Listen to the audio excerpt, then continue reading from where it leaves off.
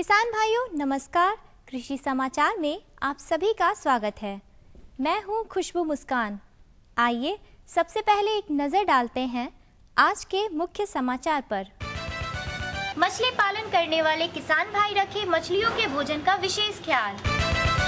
गाय पालन का व्यवसाय कर अजय कुमार राय बने सफल किसान। मछली पालन का व्यवसाय करने वाले किसान भाई आप इसकी देखरेख के लिए जल, स्वच्छता और भोजन का विशेष ख्याल रखें। पंगेसियस मछली के फीडिंग के बारे में आपको बताना चाहूँगा। पंगेसियस मछली का फीडिंग में बहुत ही सावधानी की ज़रूरत पड़ती है। जब पंगेसियस का मछली का जो वज़न 20 ग्राम से 100 ग्राम का अगर बीज का वज़न हो, उस समय 32% प्रोटीन वाली भोजन देनी चाहिए और 4 से 5% के हिसाब से देना चाहिए। चूँकि शुरुआती दौर में प्रोटीन एनर्जी रिक्वायरमेंट काफ़ी होता है मछली का और किसी भी प्राणी का, इसीलिए हाई प्रोटीन फीड दिया जाता है। ज्यों ही 100 ग्राम से 200 ग्राम का हो जाए, 100 से 200 ग्राम के बीच में पंगेसियस मछली को 28% प्रोटीन का भोजन कराना चाहिए। 200 ग्राम से लेकर के 500 ग्राम तक 26 से 24% प्रोटीन का भोजन कराना चाहिए। और ज्यों ही आधा केजी से ज़्यादा पंगेसियस हो जाए, जो अभी किसान बंधु के तालाब में बहुत सारे तालाबों में हो रहा है, उस कंडीशन में 20% से ज़्यादा प्रोटीन का भोजन किसान बंधुओं को पंगेसियस को नहीं कराना चाहिए। क्योंकि जैसे जैसे उम्र बढ़ती है प्रोटीन एनर्जी रिक्वायरमेंट घटता है और आधा केजी के बाद फीड का कंजम्पशन बहुत ज़्यादा होता है। क्योंकि फीड हम बायोमास के हिसाब से देते हैं। आधा केजी से ज़्यादा होने पर 1 से 2% कुल वजन भार के अनुसार से भोजन दिया जाता है। तो अगर हाई प्रोटीन फीड देंगे तो वेस्टेज भी जाएगा और मनी का भी वेस्टेज होगा।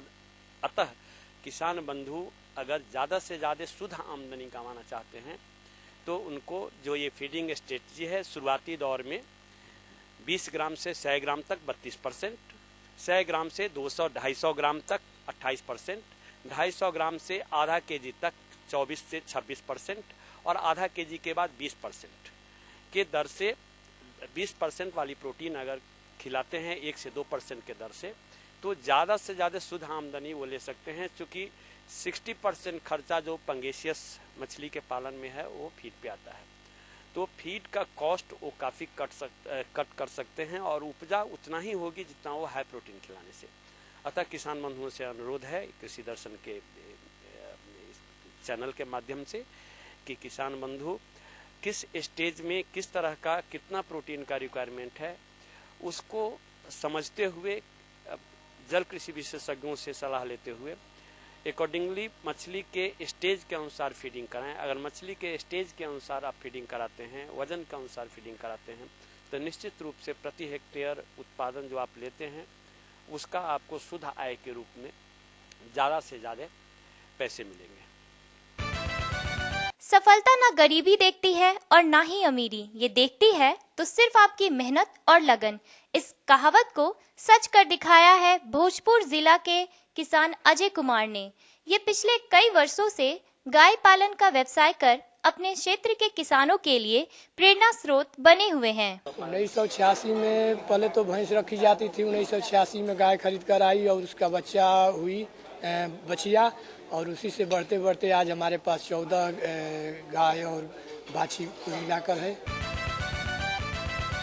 तकनीक की बेहतर जानकारी होने के बाद ही किसान भाई अपनी खेती को सही दिशा और दशा दे सकते हैं। आज जहां बिजली नहीं होने पर कई परेशानियों का सामना करना पड़ता है, वहीं सौर ऊर्जा इकाई द्वारा खेतों की सिंचाई के लिए पानी की व्यवस्था की जाती है। दर्शकों, अब आपको लिए चलते हैं मंडी की ओर, जहां आप मंडी के भाव में आई उछाल और गिरावट के बारे में जानेंगे। शिमला मिर्च 2500 रुपए प्रति क्विंटल, मूली 2000 रुपए प्रति क्विंटल, बंधा गोभी 2000 रुपए प्रति क्विंटल। शिमला बिक रहा है 2500 रुपए कुंटल, मूली बिक रहा है 200 रुपए कुंटल, बंधा बिक रहा है 200 रुपए कुंटल और बीन बिक रहा है 40 रुपए कुंटल। और आइए अब लेते हैं मौसम की जानकारी। मौसम वैज्ञानिकों से मिली जानकारी के अनुसार कल का अधिकतम तापमान 39 डिग्री सेल्सियस और न्यूनतम तापमान 27 डिग्री सेल्सियस रहने की संभावना है। दर्शकों, अभी आपने खेती की नई नई तकनीक, मंडी भाव और मौसम के बारे में जाना। आइए अब हम आपको कृषि दर्शन के अगले भाग में लिए चलते हैं, जहां आप हमारे कृषि विशेषज्ञों द्वारा खेती से संबंधित विशेष जानकारी प्राप्त करेंगे। किसान भाई बहनों को वंदना का नमस्कार। किसान भाइयों, कृषि दर्शन कार्यक्रम में आपका बहुत बहुत स्वागत है। आज हम बातचीत करेंगे संचार क्रांति द्वारा कृषि विकास, और हमारी तो यही कोशिश रहती है किसान भाइयों कि हम अपने कार्यक्रम के माध्यम से आपके लिए ऐसे विषय लेकर आएं जिससे आप अधिक से अधिक लाभान्वित हों, अपने कृषि को और उन्नत बना सकें। तो आज हम बातचीत करेंगे संचार क्रांति के बारे में, और पिछले 2-3 दशक से अगर देखा जाए तो संचार क्रांति का काफ़ी महत्वपूर्ण योगदान रहा है हमारे कृषि को बढ़ाने में। तो इसी विषय पर आज हम बात करते हैं, और हमारे साथ इस विषय पर बात करने के लिए हैं अशोक प्रसाद, जो कि संयुक्त निदेशक हैं कृषि विभाग में। आपको बहुत बहुत स्वागत है कृषि दर्शन कार्यक्रम में। और जैसा कि हमने बताया कि आज हम बातचीत करेंगे संचार क्रांति से संबंधित, कैसे हम कृषि को और उन्नत बनाएं, कैसे बढ़ाएं, उसका कैसे विकास करें। तो सबसे पहले तो सर हम ये जानना चाहेंगे कि क्या कितना योगदान अभी संचार क्रांति के माध्यम से हो रहा है कृषि विकास में, क्योंकि पिछले 2-3 दशक से संचार क्रांति का काफ़ी योगदान रहा है विभागीय क्षेत्र में, उसको योजनाओं को किसानों तक पहुंचाने में। तो कितना महत्वपूर्ण योगदान संचार क्रांति अभी पहुंचा रहा है, हम आपसे जानना चाहते हैं। वंदना जी, सबसे पहले किसान भाइयों को नमस्कार मेरा। जैसा कि वंदना जी आपने बताया कि 2-3 दशक से संचार क्रांति विभिन्न क्षेत्रों में काफ़ी बड़ा योगदान किया है, और काफ़ी जल्दी कोई भी कार्य संपन्न हो जाता है, और जो ज़रूरतमंद लोग हैं, लाभान्वित होने वाले लोग हैं, उन तक यह बहुत तेज़ी से पहुंचता है मैसेज। कृषि क्षेत्र में भी काफ़ी योजनाएं बढ़ी हैं। इधर 2-3 दशकों को छोड़ दें, हम पिछले 5-10 साल को ही अगर देखें तो कृषि विभाग में काफ़ी योजनाओं की संख्या बढ़ी है, और उसका वॉल्यूम भी काफ़ी बढ़ा है। पहले उतना वॉल्यूम में काम नहीं हो पाता था। अब छोटा सा एग्जाम्पल अगर हम दें तो पहले कोई पूरे राज्य में अगर किसी एक चीज़ का प्रशिक्षण ही अगर होता था तो 10,000-15,000 की संख्या में होता था।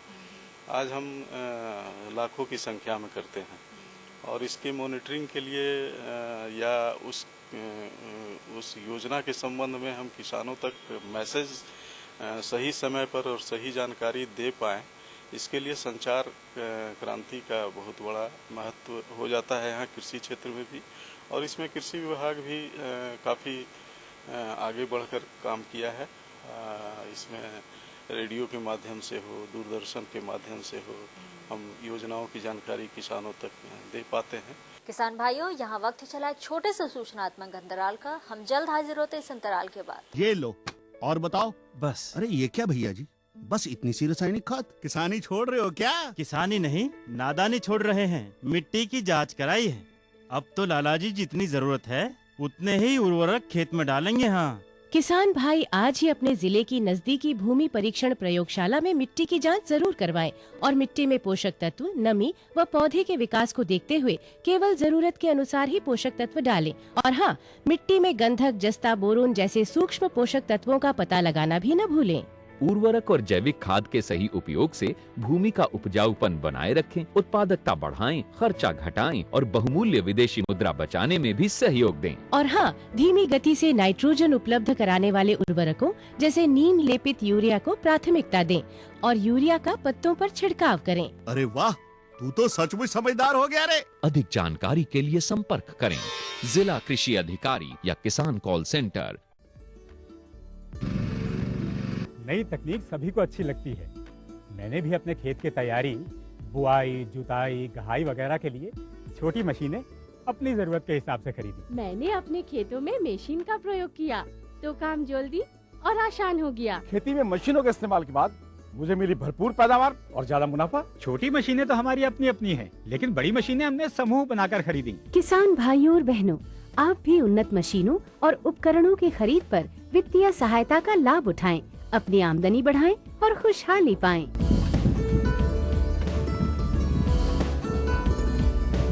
हो गया।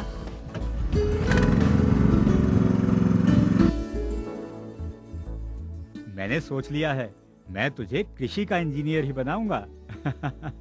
नई मशीनें, नए उपकरण आए आपके द्वार, ले लो इनसे अब खूब खुशी और पैदावार। जी जी जी। किससे बात कर रहे थे इतना हंस हंस कर? किसान कॉल सेंटर में विशेषज्ञ से खेती के बारे में सलाह ले रहा था। सुबह भी रात को भी? किसान कॉल सेंटर सुबह 6 बजे से रात को 10 बजे तक खुलता है। रविवार को भी? साल के 365 दिन खुलता है। पर तुम ये सब क्यों पूछ रही हो? मैं तो कुछ और ही समझी थी। कृषि संबंधी समस्याओं का अपनी भाषा में तुरंत समाधान पाने के लिए पूरे भारत में किसी भी फोन से राष्ट्रीय हेल्पलाइन नंबर 1800-180-1551 पर संपर्क करें। अंतराल के बाद एक बार फिर आपका स्वागत है कृषि दर्शन कार्यक्रम में। हम बातचीत कर रहे हैं संचार क्रांति द्वारा कृषि विकास। किस तरह संचार क्रांति द्वारा किसानों तक विभागीय योजनाएं पहुंचाई जा रही हैं? क्या क्या माध्यम है इसके? जैसे किसी योजना की शुरुआत हम अगर विभाग में निर्णय लेते हैं कि हमको इस मौसम में ये सब योजनाएं चलानी है, तो उन योजनाओं के बारे में हम फील्ड लेवल तक पहुंचाते हैं उसको, मैसेज को, क्या इसका उद्देश्य है, क्या कार्यान्वयन अनुदेश होगा, और इसको या तो हम ईमेल के थ्रू, ईमेल बहुत ही उचित भी माध्यम है किसी भी पत्र को पहुंचाने का, किसी भी मैसेज को पहुंचाने का। हमारे फील्ड फंक्शनरी जितने भी हैं, जो भी फील्ड लेवल पर काम हमारे कर रहे हैं फंक्शनरीज, उन तक तुरंत मैसेज पहुंचता है। पहले के ज़माने में होता था कि पत्र जाता था, 15 दिन लग जाते थे, फिर उसका जवाब बन के आता था, फिर 15 दिन और लगते थे, तो इस तरह से काफ़ी समय लग जाता था एक पत्र का जवाब आदान प्रदान करने में। आज कुछ नहीं है, आज डिसीजन लिया, आज ही ईमेल के माध्यम से या इलेक्ट्रॉनिक मीडिया के माध्यम से हम उसको प्रसारित तुरंत पहुंचा देते हैं अपने गंतव्य स्थान तक, और उसका रिपोर्ट भी हमको सेम डे उसी वक्त मिल जाता है कि इस पर कार्यान्वयन शुरू हुआ या नहीं हुआ। जहाँ तक फील्ड फंक्शनरी के बाद फार्मर्स की बात है, तो फार्मर्स तक भी हम उस मैसेज को SMS के माध्यम से या मीडिया या इलेक्ट्रॉनिक मीडिया या वीडियो कॉन्फ्रेंसेस, कई तरह के संसाधन, या पेपर एडवर्टाइजिंग, हर तरह से उनको भी मैसेज पहुंचा देते हैं कि विभाग ने इस योजना को कार्यान्वयन करने का निर्णय इस मौसम के लिए लिया है, जिसमें इस तरह के लाभ किसान भाइयों को दिए जाएंगे।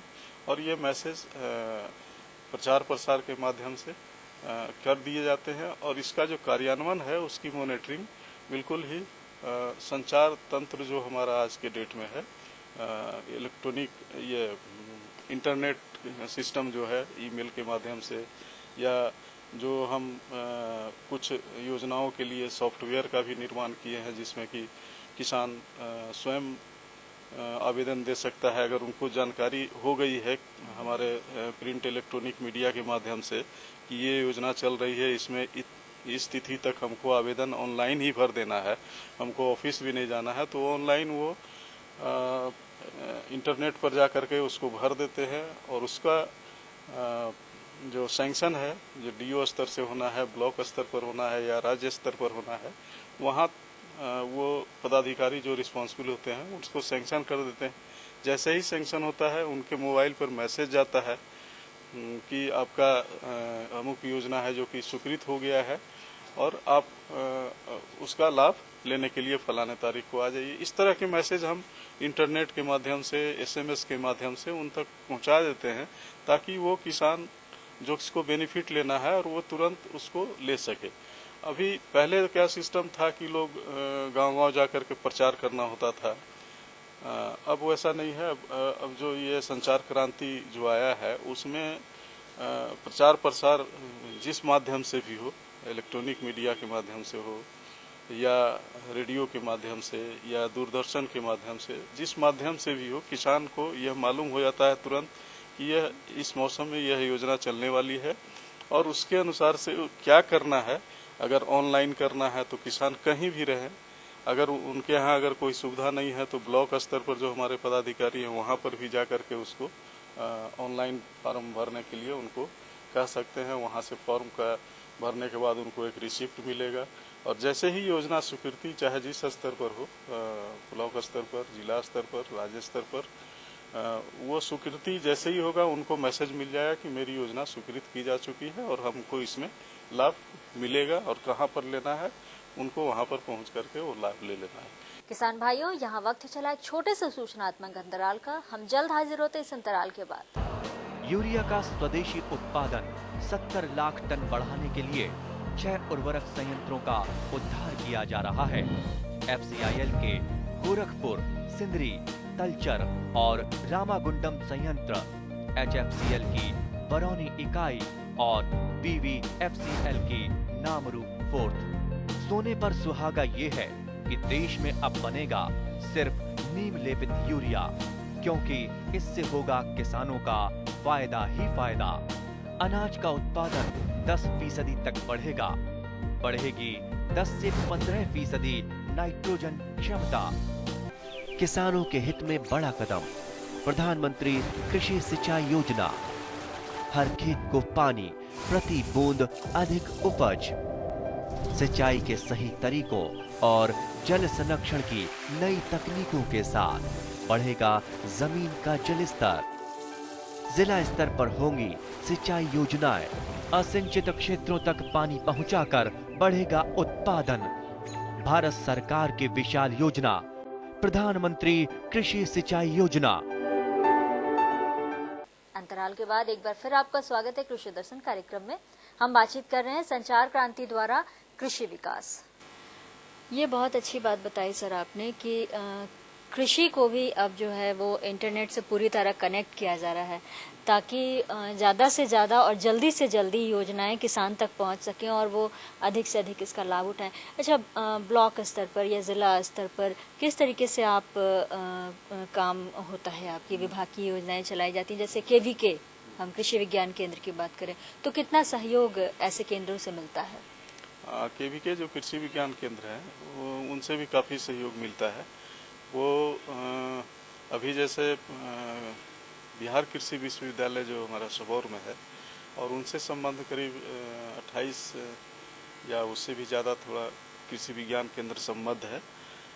और उन्होंने क्या व्यवस्था किया है कि अपने पूरे KVK और अपने मुख्यालय में और यहाँ कृषि विभाग में एक नेटवर्किंग किया हुआ है, जिससे के माध्यम से वीडियो कॉन्फ्रेंस वो करते रहते हैं और वीडियो कॉन्फ्रेंस में किसानों को वो अपने यहाँ बुलाते हैं, वैज्ञानिकों को बुलाते हैं और उससे वो सीधा संवाद करते हैं सभी KVK और यूनिवर्सिटी के बीच में। यूनिवर्सिटी में सारे वैज्ञानिक रहते हैं वहाँ पर और KVK में अपने यहाँ वो किसान को बुलाते हैं।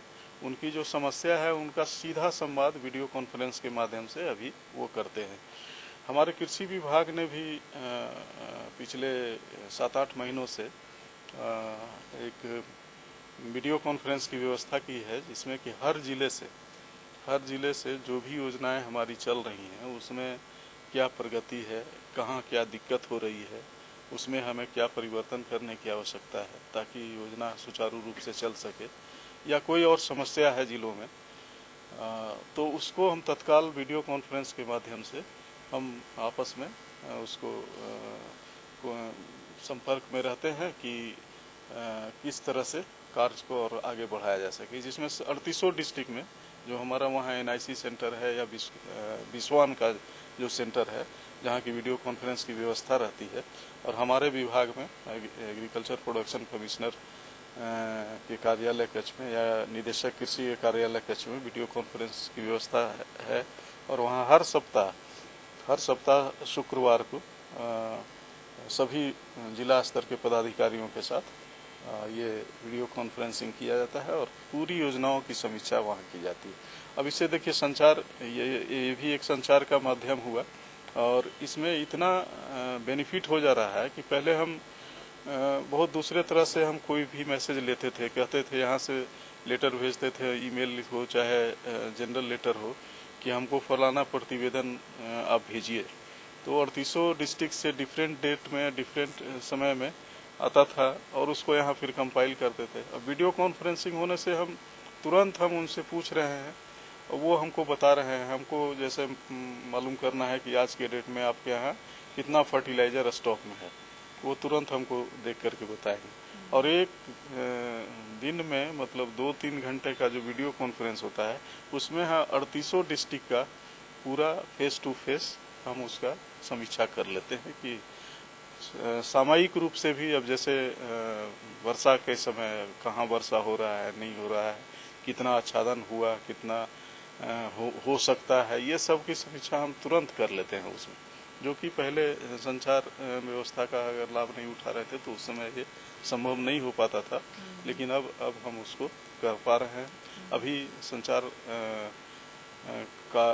व्यवस्था का लाभ लेने की अभी अपार संभावनाएं हैं। अभी तो हम लोग बस शुरुआत किए हैं, लेकिन हम समझते हैं कि आगे आने वाले समय में इसका काफ़ी योगदान कृषि क्षेत्र में भी पड़ेगा और इसका लाभ कृषि क्षेत्र को भी ज़्यादा से ज़्यादा मिलेगा। सर, कृषि दर्शन कार्यक्रम में आपने संचार क्रांति से संबंधित जो जानकारी दी, हम उम्मीद करते हैं ये कृषि विकास में बहुत सहायक होगा। हमारे किसानों को भी ये जानकारी मिली होगी और वो इससे ज़रूर लाभान्वित होंगे। कृषि दर्शन कार्यक्रम में ये तमाम जानकारियाँ देने के लिए आपका बहुत बहुत धन्यवाद। जी धन्यवाद।